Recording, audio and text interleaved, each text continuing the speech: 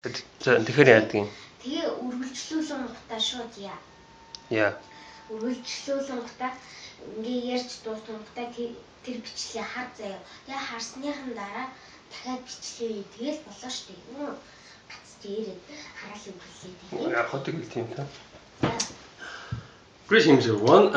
Today I would like to continue my random talk about the random stuff, and thanks to my daughter's this advice.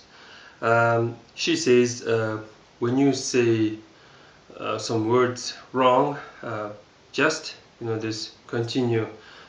Don't this turn off the camera and this try to record it again and again. It's annoying, she says. So today I would like to talk about my recent videos. I was a little bit this sick. Now I'm feeling this better.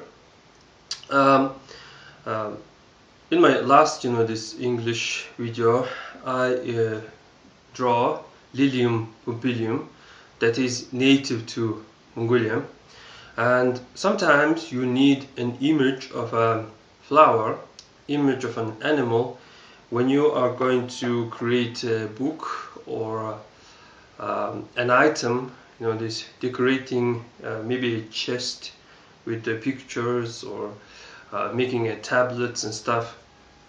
You need this somewhat this ornaments.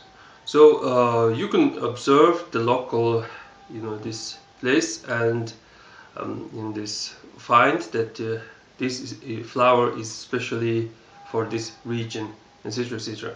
So simply the idea is that if people are not creating much of a culture, I shall create one, something like that. So recently I've been talking about money in Mongolian language. I'm not a rich man.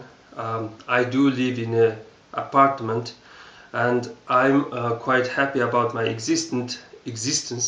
Same time, I'm not happy or satisfied. I want to move to this better apartment, and I sometimes think about the way of a dog. One of the these bad ways of a dog is a dog's shelter. When Mongolians says a dog's shelter is Nahang Ur, or it's Nahang Hara, meaning the dog's circle, or Nahang Armj, the dog's shelter, something like that. All this this dog's shelter this term means not decent living, dirty conditions, and etc.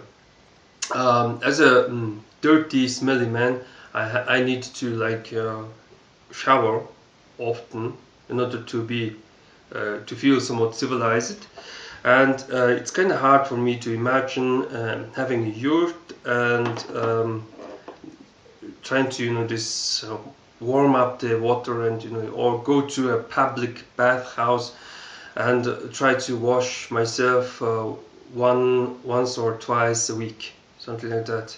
So our nomadic way of life may be not so this clean, decent, civilized way according to this our modern mentality. So we need good housing and stuff, and yeah, time to this settle down and create something. As a descendant of a nomad, I know that a dog is very important in our way of life, and without dog you cannot survive in the harsh environment, living with this wolves and stuff. So dogs saves your property, dogs even saves your soul. In my very old videos I did claim that this, if you raise a dog once, you have chance to save your soul, something like that. And in my zodiac videos I claimed that the dog was a symbol for honor and accomplishments and etc., etc., royalty, etc., etc.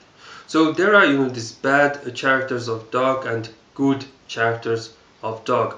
For example, in the case of a shelter home, this lordless or a dog without owner can live in a very horrible and miserable conditions, and they can be very miserable and dirty. But if a dog has a loving and caring lord, dog is clean and dog knows what to do.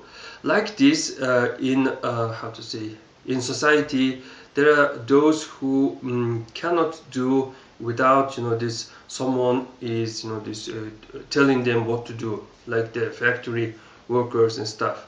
Personally, I'm not good at planning and stuff, doing the business, and I always need my father to guide me, to lord me, something like that. Yes, why I'm suddenly talking about the dogs? It is because here in Mongolia we have a Tibetan version of Buddhism, and in their local, this Buddhism, there is a god of wealth, or Buddha of wealth. This Buddha of wealth rides a snow line, but it's not exactly a lion. I suspect it is a dog. And he holds an umbrella or the victory banner, and he wears an armor, and he holds this rodent that vomits all kind of jewelries, something like that. What does it mean? It means we have 12-year beast, and in a 12-year beast you have a mouse as a number one, or the beginning of time. Here in Mongolia it's vomiting white mouse, and it stands for a man's genitals. And when your father's mouse vomited, after 9 this months, new baby is born. It's number 9, the monkey. So the monkey is the visitor, monkey is the not so enlightened human being. So it must go to the to see the world, to see the light, something like that. And this year is going to be year of a chicken. After monkey, there is a chicken. So chicken stands for the sunrise, and this light and stuff. So in my opinion, this Buddhist god of wealth is the wealth masturbator. How do you say that? Masturbator. Someone who's holding his dick, and all these treasures and juices is like flowing and stuff. Horrible. In my opinion, there's another stuff that is considered to be man's, these balls, but this is a special ball. It's not this vomiting rat. It's a thunderbolt. So a man who's holding his balls is also the Lord of Lightning. Also, it stands for a logic and this enlightenment, etc., etc. So, in my opinion, the Lord of the Lightning is the much better symbol for a god of wealth. I mean, Zeus, Thor, these gods are, this somewhat good than this rat or this dick holder, something like that. Speaking of dicks, Buddha's mother did say that she met with the white elephant. White elephant is also a man's junk. So this sexuality, this sexual identity is very important, because it's the subjectivism, something like that, and it's going to be shaping our objectivism. It's like what we think we become, something like that. But this Buddha's teaching, what we think we become, is a horrible and stupid teaching. Imagine that I identify sexually as attack helicopter. I heard it was one of the popular sexual identities nowadays. And imagine that I identify sexually as some kind of non-binary being, the omnisexual. Like I identify myself as a god, something like that, or asexual, something like that. So what we think, what we become is like is not truth. It's not correct. I cannot think myself being a great Khan. You know this. I'm the Genghis Khan. Listen to me. I'm a poor man. I'm weak man, and my father sometimes call me weak, bitchy man, something like that. So yeah, I don't like this Buddha wealth and his lies and something like that. And his name is Jambala. You may misspell it as Shambhala, whatever you call it. And there is this great myth about, you know, this holy land of Buddha, or the great kingdom of Shambhala, where people are very passionate towards each other, and everything is almost made of gold, and etc. etc. Unfortunately, I think it's a lie, because word Jambala or Zambala seems to be a Sanskrit word for a bank. So when they say their mantra, "Oh Jambala, give us water please," something like that, and you remove this Jambala as a bank, "Oh bank, give us your water please," something like that, and or "Oh bank, give us your lungs please," something like that.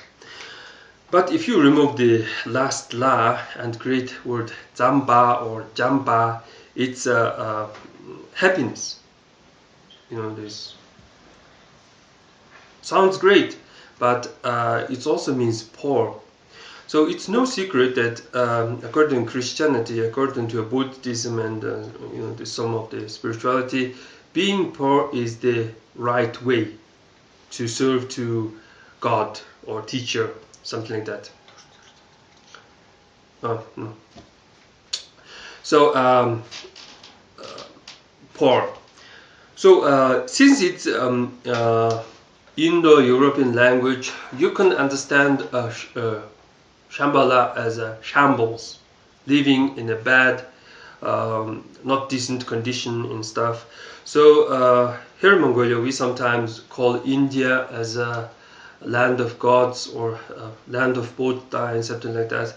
And sometimes people go there and see all these shambles and say it's horrible, something like that. So in my opinion, this Buddhist, you know, this great myth of a Shambhala is simply a shambles. Well, that's pretty much for today, and thanks for watching.